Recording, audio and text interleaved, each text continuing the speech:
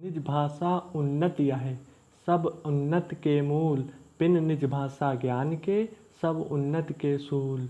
Hello guys, स्वागत है आपका अपने यूट्यूब चैनल वैभव स्टडी सेंटर में।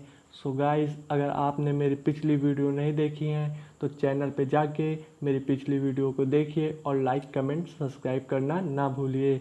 सो गाइस, आज हम अपने भक्तिकाल पार्ट 2 को स्टार्ट करेंगे। अगर आपने भक्तिकाल पार्ट 1 नहीं देखा है तो चैनल पर जाके ज़रूर देखिए और इस चैनल को सब्सक्राइब कीजिए। हम इस चैनल पर हिंदी साहित्य को न्यूनतम से पढ़ रहे हैं। सो गाइस, आज का टॉपिक स्टार्ट करते हैं।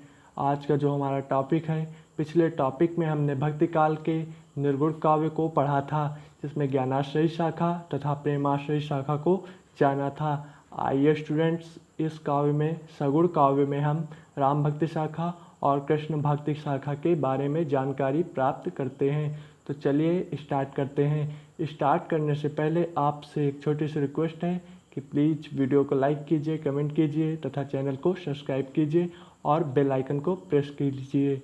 सो गाइस, हम अपनी वीडियो स्टार्ट करते हैं, तो ध्यान लगा के पढ़िए। जो हमारा भक्तिकाल, जो हमारा टॉपिक पढ़ रहे हैं वो भक्तिकाल है। तो भक्तिकाल 1343 से 1643 तक माना जाता है स्टूडेंट्स। तो हमने पिछली वीडियो में निर्गुण काव्य को पढ़ा था, इस वीडियो में हम सगुण काव्य को पढ़ेंगे। तो चलिए स्टार्ट करते हैं आज का हमारा टॉपिक। तो सगुण भक्ति, सगुण भक्ति किसे कहते हैं, आइए इसके बारे में जानकारी प्राप्त करते हैं। इस भक्ति में ईश्वर को साकार रूप में भक्ति की जाती थी। यह भक्ति थी, इसमें ईश्वर की साकार रूप में भक्ति की जाती थी कि परमात्मा है, परमात्मा जन्म लेता है। परमात्मा की सगुण भक्ति में यही सब चीज़ें हुआ करती थी। अर्थात भक्त मंदिरों में पूजा करते थे, उसे सगुण भक्ति कहते थे। ईश्वर को आराध्य मानते थे, इन्हें पूजनीय मानते थे, मंदिर में जाके इनकी पूजा करते थे। सगुण भक्ति में साकार ब्रह्म की उपासना की गई है। आइए सगुण भक्ति की दो शाखाओं के बारे में जानकारी प्राप्त करते हैं। पहली है राम भक्ति शाखा, दूसरी कृष्ण भक्ति शाखा। जो सगुण भक्ति है वो दो भागों में बटी है। नंबर 1 राम भक्ति शाखा, नंबर 2 कृष्ण भक्ति शाखा। आइए हम अपनी पहली शाखा राम भक्ति शाखा की ओर चलते हैं स्टूडेंट्स। तो इस शाखा के कवि पुरुषोत्तम प्रभु श्री राम की आराधना करते थे। जो हमारी राम भक्ति शाखा थी, नाम से ही पता चल रहा है कि राम भक्त मतलब राम की उपासना करते थे। इस शाखा के कवि पुरुषोत्तम प्रभु श्री राम की आराधना करते थे, उनकी पूजा करते थे, उनको आराध्य मानते थे, स्वयं राम का दास मानते थे, उनकी लीलाओं का वर्णन करते थे इस शाखा के कवि। तो सगुण ब्रह्म की उपासना करते थे कि भगवान जन्म लेता है, और सगुण ब्रह्म की उपासना करते थे। राम भक्ति के प्रचार व प्रसार का श्रेय किसको जाता है स्टूडेंट, तो वो जाता है रामानंदाचार्य को। तो आइए अब राम भक्ति काव्य की विशेषताएं व प्रमुख कवि व उनकी रचनाओं के बारे में जानकारी प्राप्त करते हैं स्टूडेंट्स। तो जो इसका श्रेय है राम भक्ति का शाखा का पूरे भारत में प्रचार प्रसार करने का श्रेय रामानंद को जाता है। रामानंद जी ने राम भक्ति शाखा को बहुत बढ़ावा दिया। उन्होंने दूर दूर देशों तक जाकर राम भक्ति का बढ़ावा दिया। उन्होंने कहा राम के जीवन चरित्र को अपने जीवन में अपनाएं, उनके पुरुषोत्तम चरित्र का वर्णन किया। किसने, रामानंद जी ने। वो बहुत दक्षिण से लेके उत्तर तक राम भक्ति शाखा को बढ़ावा देते थे। इसलिए रामानंद ने राम के शील मर्यादा पूर्वक और चरित्र का चित्रण जनता के सामने दिया है। रामानंद जी ने जनता के सामने भगवान श्री रामचंद्र जी का चरित्र चित्र प्रस्तुत किया और राम भक्ति शाखा को बढ़ावा दिया। रामा नोट पॉइंट है आज का स्टूडेंट्स। तो आज का नोट पॉइंट है, रामानंद जी को राम भक्ति शाखा का प्रवर्तक माना जाता है। तो किसे राम भक्ति शाखा का प्रवर्तक माना जाता है, रामानंद जी को। आइए स्टूडेंट्स हम आगे चलते हैं। तो हम आगे हमारा जो टॉपिक है वो राम काव्य की विशेषताएं। आइए जानते हैं कि राम काव्य की कौन कौन सी विशेषताएं हैं, ध्यान लगा के देखिए। तो जो हमारी पहली विशेषता है वो राम को ईश्वर मानकर भक्ति करना। पता है जैसे कि इसमें राम को आराध्य मानते थे और उनकी उपासना करते थे, नंबर 1 थी। और आइए हम दूसरे चलते हैं, राम को स्वामी व स्वयं को भक्त मानना।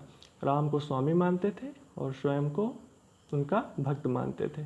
आइए तीसरी विशेषता की ओर चलते हैं, ब्रजभाषा व अवधी भाषा में काव्य रचना, इसमें दोनों का समावेश मिलता है, दोनों भाषाओं का समावेश दिखाई देता है, ब्रजभाषा व अवधी भाषा का, जैसे रामचरितमानस अवधी भाषा में लिखी गई है इसमें। और प्रबंध व मुक्तक शैली का प्रयोग, इसमें मतलब प्रबंध व मुक्तक शैली का दोनों वर्णन किया गया, अर्थात वहाँ काव्य व काव्य दोनों लिखे गए हैं इसमें। लोक मंगल की भावना, अर्थात लोक की मंगल की भावना इसमें देखी गई है, इस राम काव्य में देखी गई है। आइए इनके प्रमुख कवि व कृतियों के बारे में जानकारी प्राप्त करते हैं स्टूडेंट्स। तो इसके जो प्रमुख कवि व कृतियाँ निम्न हैं, आइए जानते हैं। नंबर 1 तुलसीदास, जिनकी रचना रामचरितमानस, कवितावली, दोहावली, गीतावली अनेक रचनाएं हैं इनकी, परंतु रामचरितमानस जो आप जानते भी हैं, इन्हीं की तुलसीदास जी की रचना है, अवधी भाषा में लिखी गई है स्टूडेंट्स। आइए दूसरे कवि की ओर चलते हैं। जो दूसरे कवि हैं वो रामाष्टयाम है। अग्रदास जी की रचना जो है अग्रदास दूसरे कवि हैं और इनकी रचना रामाष्टयाम है। तीसरे आज के जो हमारे कवि हैं राम भक्ति के, मधुसूदन, जिनकी रचना राम रत्नावली है। चौथे हैं दयाराम और पांचवें हैं रघुराज सिंह। आइए स्टूडेंट्स अपने अगले टॉपिक की ओर चलते हैं। हमारा जो आज का नया टॉपिक है वो कृष्ण भक्ति का काव्य है, जो सगुण भक्ति का दूसरा काव्य है। तो कृष्ण भक्ति काव्य के विशेषताएं, प्रमुख कवि व उनके कवि रचनाएं के बारे में जानते हैं। कृष्ण भक्ति शाखा को पढ़ते हैं, ध्यान लगा के पढ़िए। तो कृष्ण भक्ति शाखा, इस शाखा के कवि श्री कृष्ण की आराधना करते हैं, अर्थात नाम से ही पता चल रहा है कि इस शाखा के कवि कृष्ण की उपासना करते थे, भगवान श्री कृष्ण की आराधना करते थे, कृष्ण को आराध्य मानते थे, कृष्ण को पूजनीय मानते थे। इस शाखा के कवि कृष्ण को पूजनीय मानते थे। कृष्ण भक्ति के प्रचार व प्रचार का श्रेय श्री वल्लभाचार्य को जाता है। जो हमारे महान गुरु जो माने जाते हैं श्री वल्लभाचार्य, उनको कृष्ण भक्ति शाखा का श्रेय माना जाता है। इन्होंने भी दूर दूर तक जाकर कृष्ण भक्ति शाखा को बढ़ावा दिया। कृष्ण के चरित्र को अपनाने का इन्होंने उद्देश्य था उनका, उन्होंने इसका प्रचार प्रसार किया पूरे भारत में। वल्लभाचार्य जी ने कृष्ण भक्ति शाखा को बढ़ावा दिया, प्रोत्साहन दिया, सभी कवियों को कृष्ण भक्ति शाखा का निर्देश दिया। तो आइए, श्री वल्लभाचार्य जी ने विष्णु के आदर्शों के सामने रखकर श्री कृष्ण का प्रचार किया। उन्होंने विष्णु के अवतारों का वर्णन करते हुए श्री कृष्ण के बाल लीलाओं तथा उनकी जो बहुत सी लीलाएं हैं उनका वर्णन सबके सामने प्रस्तुत किया। श्री वल्लभाचार्य जी ने कृष्ण भक्ति को बहुत अधिक बढ़ावा दिया। जैसे रामानंद जी ने राम भक्ति को बढ़ावा दिया, वैसे ही श्री वल्लभाचार्य जी ने कृष्ण भक्ति को बढ़ावा दिया है। आइए, श्री वल्लभाचार्य जी को कृष्ण भक्ति का प्रवर्तक माना जाता है। नोट पॉइंट जो है वो है श्री वल्लभाचार्य जी को कृष्ण काव्य का प्रवर्तक माना जाता है। जी स्टूडेंट्स, जो श्री वल्लभाचार्य हैं उन्हें कृष्ण भक्ति काव्य का प्रवर्तक माना जाता है। आइए अगले टॉपिक की ओर चलते हैं। कृष्ण काव्य की विशेषताएं, कृष्ण काव्य की विशेषताओं के बारे में जानकारी प्राप्त करते हैं। जो कृष्ण की लीलाओं का वर्णन, नंबर 1 जो है कृष्ण की लीलाओं का वर्णन दिया। जैसे आप सूरदास जी का भ्रमर गीत, आज बहुत से उनके जो काव्य पढ़ेंगे तो उसमें कृष्ण की बाल लीलाओं का वर्णन किया गया है। उनका जैसे माखन खाना, मक्खन चोरी करना, अनेक जो कृष्ण की बाल लीलाएं हैं उनका वर्णन देखने को मिलता है, उनका समावेश पाया जाता है। और नंबर 2, कृष्ण को ईश्वर मान के उपासना, कृष्ण को आराध्य मानते थे, पूजनीय मानते थे, स्वयं उनका दास समझकर उनकी पूजा करते थे। नंबर 3, सखा भाव की भक्ति, इसमें कृष्ण को एक प्रकार से सखा भी माना गया, उनके सखा रूप में भी और ईश्वर रूप में भी पूजा की गई है कवियों द्वारा। आइए चौथे विशेषता की ओर चलते हैं। ब्रज भाषा में काव्य रचना, जैसे सूरदास जी हैं, इनकी जो इस काव्य में है उसमें ब्रज भाषा का प्रयोग देखा गया है। अगले विशेषता की ओर चलते हैं स्टूडेंट्स। श्रृंगार व वात्सल्य प्रेम की प्रधानता, जो इसमें श्रृंगार व वात्सल्य दोनों रस की इसमें प्रधानता देखी गई है, कृष्ण काव्य में देखी गई है। और मुक्तक शैली का प्रयोग, इसमें मुक्तक शैली का प्रयोग किया गया। कोई महाकाव्य देखने को नहीं मिला तो मुक्तक शैली का ही इसमें प्रयोग देखा गया है। ये अगले टॉपिक की ओर चलते हैं। इसके प्रमुख कवि व कृतियों के बारे में जानकारी प्राप्त करते हैं। इसके जो प्रमुख कवि हैं वो सूरदास जी हैं। इनकी रचना सूर सागर, सूर सारावली, साहित्य लहरी व भ्रमर गीत मानी जाती है। आइए दूसरे कवि की ओर चलते हैं स्टूडेंट्स। परमानंद दास, परमानंद सागर। तीसरे नंददास, रास मंचादाई, भंवर गीत, चौथे चित्त स्वामी, फुटकल पद, पाँचवें नरोत्तम दास, सुदामा चरित्र, और छठे रसगान, प्रेम वाटिका। और हमारी जो कवित्री हैं वो मीराबाई, इस काल की मीराबाई हैं, जिनकी रचना गीत गोविंद है। हमने स्टूडेंट्स इस वीडियो में कृष्ण भक्ति को जाना और राम भक्ति को जाना, जो हमारा बहुत इम्पॉर्टेंट है। इम्पॉर्टेंट जो है, बहुत अधिक इम्पॉर्टेंट है, अष्टछाप के कवि।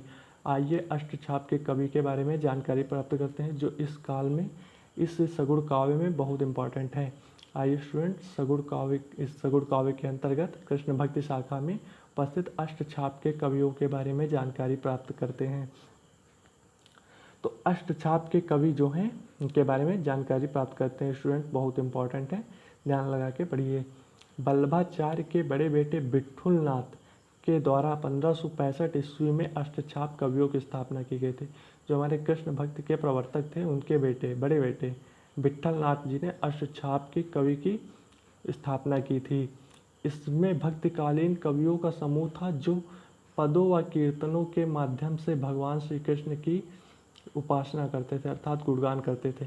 उनके बड़े बेटे थे, उन्होंने जो विट्ठलनाथ जी ने थे, उसने 8 कवियों की ऐसी स्थापना की जो दिन रात आठों पहर उनके श्री कृष्ण जी की उपासना करते थे। इसलिए विट्ठलनाथ जी ने अष्टछाप कवियों की स्थापना की। नोट पॉइंट है, देखिए क्या है नोट पॉइंट स्टूडेंट्स। ये कवि 8 पहर में श्री कृष्ण का आराधना करते थे, इसलिए इन्होंने इसे अष्टछाप का नाम दिया। जो अष्टछाप के कवि थे वो 8 पहर केवल श्री कृष्ण का गुणगान करते थे, उन्हीं की आराधना करते थे, पूजा करते थे, इसलिए इसको उन्होंने वल्लभाचार्य के बड़े बेटे विट्ठलनाथ जी ने अष्टछाप नाम दिया। अष्टछाप नाम क्यों दिया? क्योंकि ये कवि 8 पहर श्री कृष्ण जी की उपासना करते थे। आइए अष्टछाप के कवि कौन कौन से हैं उनके बारे में जानकारी प्राप्त करते हैं। नंबर 1, अष्टछाप के नंबर 1 कवि सूरदास, दूसरे कुंभन दास, तीसरे कृष्णदास, चौथे परमानंद, पाँचवें गोविंद स्वामी, छठे चित्त स्वामी, और 7वें नंददास, और 8वें चतुर्भुज दास। स्टूडेंट्स, इस वीडियो को अच्छा लगे तो लाइक करें, कमेंट करें तथा आप चैनल को सब्सक्राइब कीजिए। हमने अपना भक्तिकाल संपूर्ण पूरा कर लिया है स्टूडेंट्स।